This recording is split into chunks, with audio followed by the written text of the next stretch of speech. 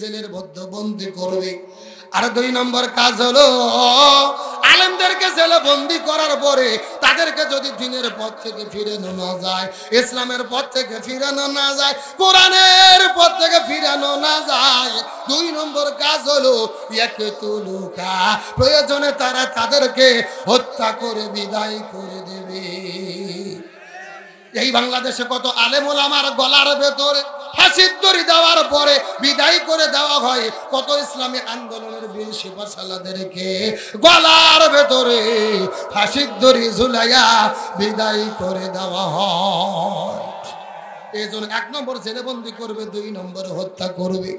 3 নম্বর কাজ হলো এই জমিনের মধ্যে সেই আলেমদের জনপ্রিয়তা বেড়ে যাবে, যাদের মাহফিলে হাজার হাজার মানুষের উপস্থিতি ঘটবে, যাদের মাহফিলের ভেতরে লক্ষ লক্ষ যুবকেরা দৌড়ে ছুটে চলে যাবে, এই সমস্ত জনপ্রিয় আলেমদেরকে এই দেশের ভেতরে তারা থাকার মতো জায়গা দেবে না।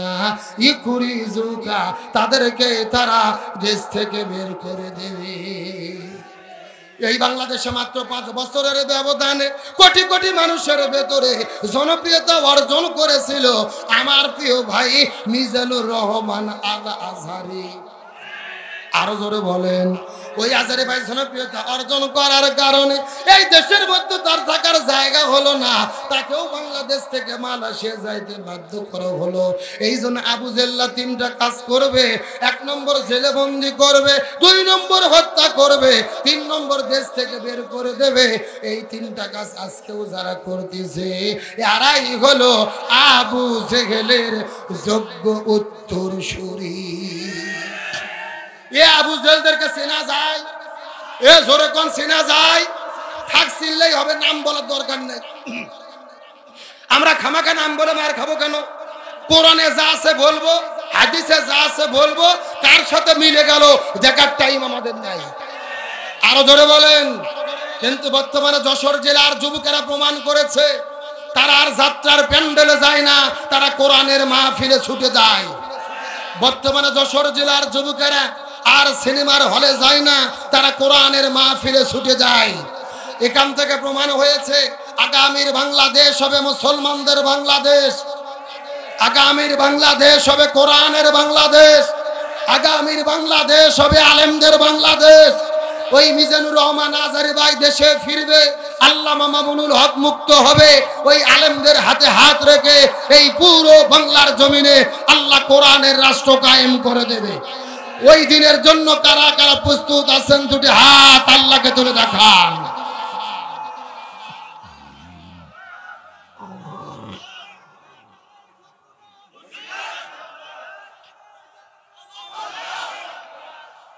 আল্লাহ তাআলা কবুল করুক, বলেন আমিন। আপনাদের কি কষ্ট হচ্ছে? মন খারাপ করতেছেন?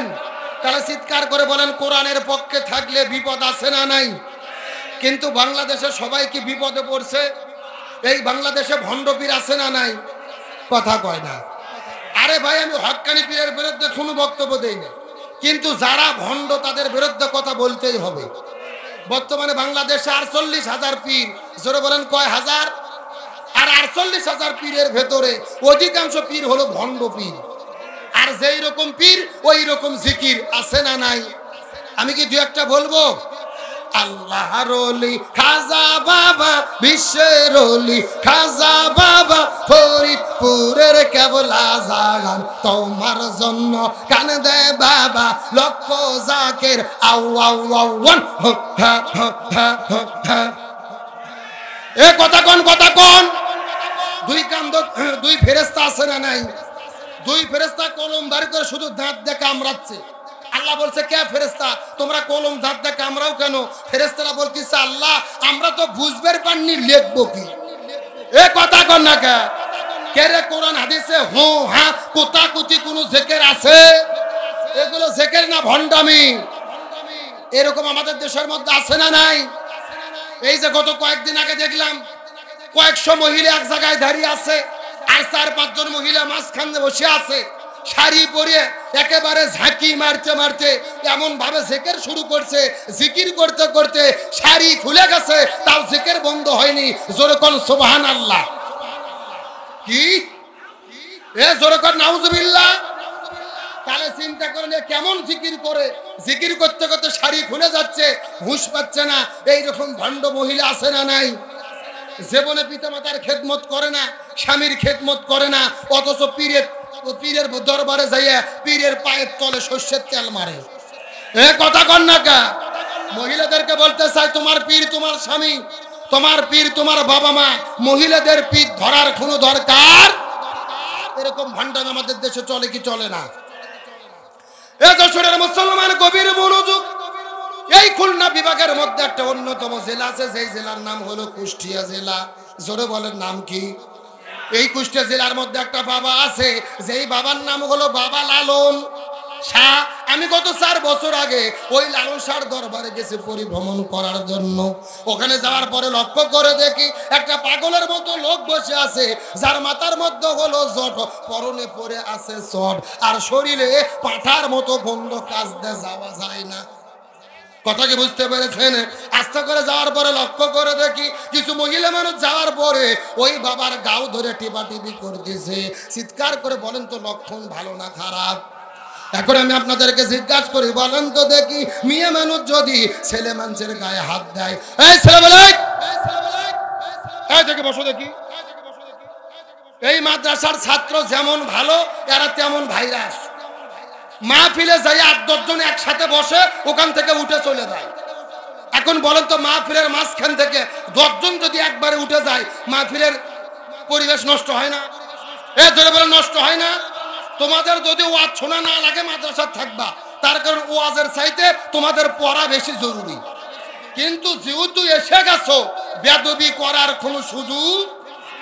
আমার প্রিয় বন্ধুগণ মুসলমান ভাইরা চিৎকার করে বলে, ছেলে মানুষের গায়ে যদি মেয়ে মানুষ হাত দেয়, চিৎকার করে বলেন তো দেখি, ওই ছেলে মানুষ কি ঠিক থাকতে পারবে? সব জায়গা যদি ঠিকও থাকে, অন্তত একটা জায়গা ঠিক থাকবে না, যদি সে হিজড়ে না হয়। এ যুবকেরা কথা বলো। আমি ডাকতে বললাম, এ পাগল মহিলা রে, তোমরা কেন তার গাও ধরে টিপাটিপি করতেছো জানতে চাই। আমাকে ডাকতে বলে, হুজুর এটা পাগল নয়, এইটা হলো আল্লাহর ওলি। কিসের ওলি? পরীক্ষা করে দেখার দরকার আছে না নাই? আমি কিছুক্ষণ পরে লক্ষ্য করে দেখলাম এই কথিত আল্লাহর ওলিটা পেশাব করার জন্য গেল, আমিও তার পেছনে পেছনে গেলাম।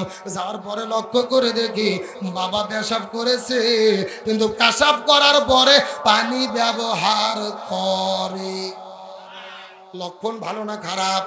আমি আস্তে করে যাই ডাকতে বললাম, ও বাবা আপনি পেশাব করলেন কিন্তু পানি কেন ব্যবহার করলেন না, আপনার কাছে জানতে যাই। আমাকে ডাকতে বলে, হুজুর আপনি শরীয়তের হুজুর, মারেফত বুঝবেন না। আমি বলে শরীয়তের হুজুর, মারেফত বুঝবো না। আমি ডাকতে বললাম, হ্যাঁ বাবা আপনি বুঝে দিলেই তো বুঝতে পারবো, আপনি বুঝে দিলেই তো বুঝতে পারবো। দয়া করে বলেন তো দেখি কেন পানি ব্যবহার করলেন না? আমাকে ডাকতে বলে, হুজুর আপনি কি জানেন এই পানি কোন পানি? আমি বললাম এই পানি কোন পানি? বলে নবীর নাতি ইমাম হুসাইন ওই কারবালার প্রান্তরে পানি পানি বলে চিৎকার করে শহীদ হয়ে গেছে। একটা ফোঁটা পানি নবীর নাতিকে দেওয়া হয় নাই। যেই পানি বাগেরে নবীর নাতি ইমাম হুসাইন কারবালার প্রান্তরে শহীদ হয়ে চলে গেল, আমি ওই পানি আমার এই জায়গায় ঠেকাবো না। সত্য কি বুঝতে পারছেন? আমি তখন ডাকতে বললাম, হে কথিত আল্লাহর ওলি, নবীর নাতি ইমাম হুসাইন পানি না পাওয়ার কারণে আপনি যদি সামনের জায়গার মধ্যে পানি না ঠেকানা, আমার কথা হলো আপনি পায়খানা করার পরে পেছনেও পানি ঠেকাতে পারবেন না। এ কথা কন না কে? এরা কিন্তু জাতে মাতাল, কিন্তু তালে ঠিক। জাতে মাতাল মানে শীতের দিনে ঠান্ডা লাগবে, সামনে পানি ব্যবহার করে না, কিন্তু বলেন তো পায়খানা করে পেছনে পানি লাগায় কি লাগায় না? লাগায় না। মানে পেছনে পানি যদি ব্যবহার না করে, আমরা হুজুররা তো দূরের কথা, ওর বইও ঝাঁটা পিটা করে ঘর থেকে বাইরে করে দেবে, বলবে তুই বাইরে যাইয়া থাক, দয়া করে ল্যাপ নষ্ট করিস না। কথা কোন ঠিক কিনা? আমার মাঝে মধ্যে গান গায়, কি রহমান কাতিবিন রুজা সরের দিন মাওলার কাছে যদি পরে অভিযোগ আমি বলবো দুনিয়ায় ছিলাম ন্যাংটা বাবার লোক। কি বাবা? একেবারে বাস্তব বলতেছি। গত 5 বছর আগে আমি মাহফিলে গিয়েছি চাঁদপুর জেলার মতলব থানা। ওখানে যাওয়ার পরে কিছু লোক আছে বলতেছে, হুজুর আমাদের এখানে ন্যাংটা বাবা আছে, হুজুর দেখতে যাবেন? আমি বললাম দেখা তো যায় না, জোর করে নিয়ে গেছে। যা দেখি বাবার অবস্থা একেবারে পাও থেকে শুরু করে মাথা পর্যন্ত সফান সফা।